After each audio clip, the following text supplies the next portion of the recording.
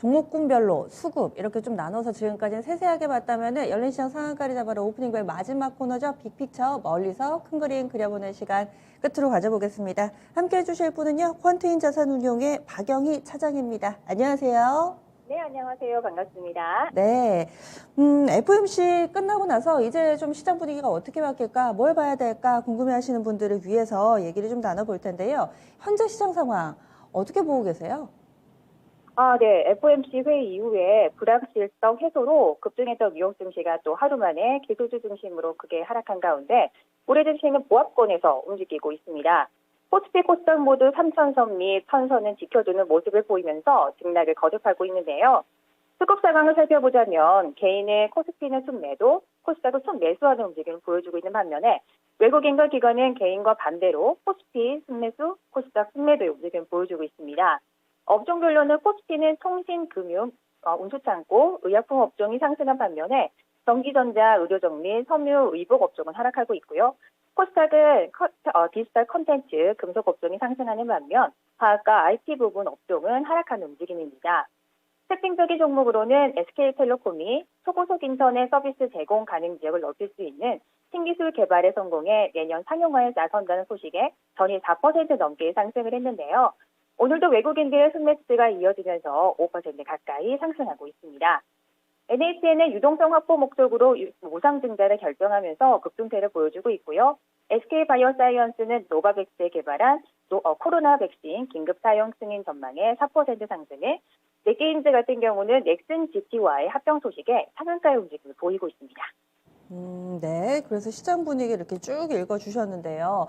무엇보다도 요즘에 미증시와 방향 같습니다. 오를 때 오르고 내릴 때 내리는 건 맞는데 커플링 강도가 다른 국 증시보다는 약한 듯 보이거든요. 예를 들어서 FOMC 끝나고 나서 안도랠리 확 펼칠 때 우리 증시는 잘 못 갔고 그리고 간밤에 많이 밀려났다 싶었는데 우리 증시는 또 상대적으로 선방하고 있어서 이런 부분들은 어떻게 봐야 될까요?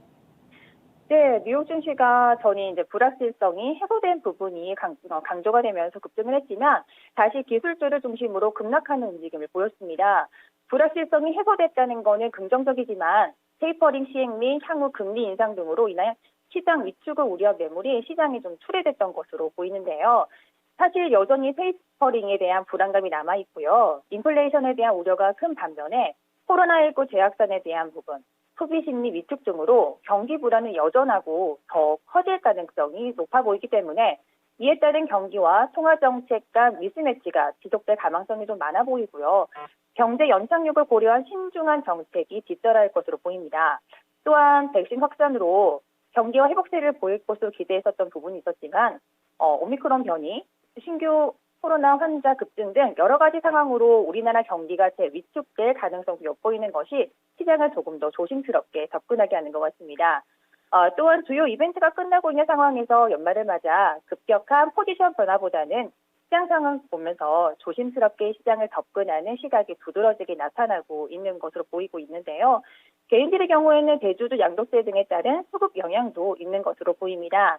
소득세법에 따라서 대주주 10억 이상 요건이 22년 12월 31일까지 연장이 되었고 21년 4월 적용 예정이었던 대주주 3억 이상 내용은 삭제가 되었습니다. 그래서 대주주 3억 이상 적용에 대한 이슈는 잠잠해지긴 했지만 양도세 부과 회피를 위한 매도세는 올해도 이어지고 있는 것으로 보이는데요. 개인의 보유뿐만 아니라 배우자 및 직계 돈 비속 주식 합산 10억 원 요건이 유지가 되었고 지분율 기준으로는 코스피 1% 이상, 코스닥은 2% 이상에 대한 부분들이 좀 같이 가져가고 있기 때문입니다. 개인의 코스피 시장에서 이달 들어서 1조 8천억 원, 4조 원을 순매도하고 있는 모습을 보여주고 있고요. 코스닥에서는 지난달 6천억 원을 순매도하는 움직임까지 보여주고 있습니다. 네. 맨 말미에 이 개인 쪽 세금과 관련된 수급 부분을 좀 짚어주셨는데 전체적으로 이 수급의 한 축을 차지하는 개인 쪽에서도 지금 자금이 메말라 붙어 있고 외국인도 소극적으로 대응하고 있는 상황 속에서 전체적으로 거래가 부진한 것에 대한 많은 지적들이 나오고 있습니다. 이런 수급 부진의 원인 그리고 또 앞으로도 이럴지도 궁금한데요. 어떻게 보세요? 네, 사실 1년 전에 12월 상황을 살펴보면 이 같은 움직임이 뚜렷한데요. 거래량만 보더라도 작년 12월 거래량의 반 정도밖에 되지 않습니다. 이는 시장 상황에 대해서 긍정적인 접근을 하는 것보다는 좀 방어적인 시장 참여자들의 모습이 단적으로 나타나는 예로 보여지는데요. 개인 투자자들이 최근 증시에서 거래 비중이 50%를 밑도는 수준까지 좀 떨어졌습니다. 코스피에서 개인의 거래 비중은 이달 들어서 48.4%를 기록을 했는데, 이는 지난해 2월 이후에 최저치로 지난 10년간 평균인 49.8% 수준으로 낮아졌습니다. 개인은 신종 코로나 바이러스 감염증 사태 이후에 국내 증시를 좀 떠받치는 중요한 수급으로 작용을 했는데요. 코스피 내 개인의 거래 비중은 지난해 4월부터 올해 10월까지 18개월 연속 60%를 웃돌았지만, 지난달 57.4%로 낮아진 거래 비중은 이달 절반 이하로 낮아졌습니다. 이 같은 거래 감소에 증시 전체 거래 대금도 줄어들었는데요. 10월에서 11월 코스피 하루 평균 거래 대금은 11조 원대였는데, 이달 들어서 10조 6천억 원 수준을 기록 중입니다. 개인은 국내 증시의 순매도세로도 돌아섰습니다. 앞서 개인은 지난해 1월부터 올해 10월까지 22개월간 코스피에서 121조 원을 순매수했고, 같은 기간 코스닥에서는 월 단위 순매도 없이 모두 29조 원을 순매수했었습니다. 그러나 개인은 코스피 시장에서 지난달과 이달 들어서 각각 1조 8천억 원, 4조 원을 순매도 중이고요. 코스닥에서는 지난달 6천억 원을 순매도했습니다. 또한 개인이 내년 초에 올해와 같이 강한 매수세를 보이는 것도 좀 어려워 보이는데요. 어려운 시장 상황 및 금리 인상 이슈 등으로 대주주 양도세 회피로 시장을 빠져나갔던 자금이 작년 1월처럼 대량으로 다시 유입되기는 조금 힘들 것으로 보입니다.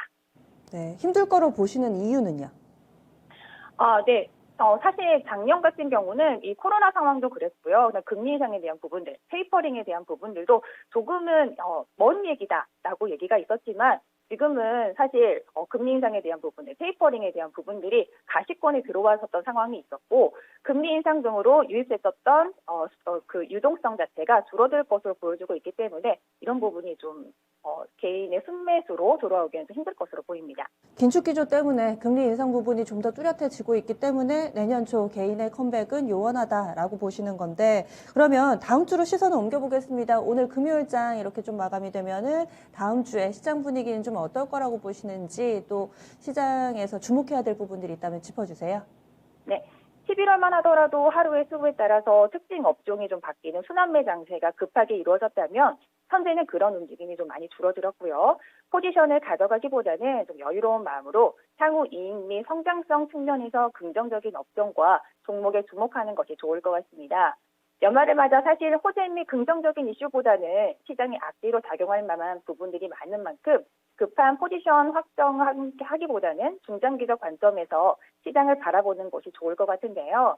이러한 상황에선 그 주요한 수급 변화가 어떻게 이루어지는지 외국인 및 기관의 포지션 등에 주목해서 시장을 바라봐야 할 것으로 보이고, 주 초반 보합세에서 움직이던 시장은 주 후반에는 수급 상황이 조금 나아지면서 회복세를 기도해 볼 수 있을 것으로 보입니다.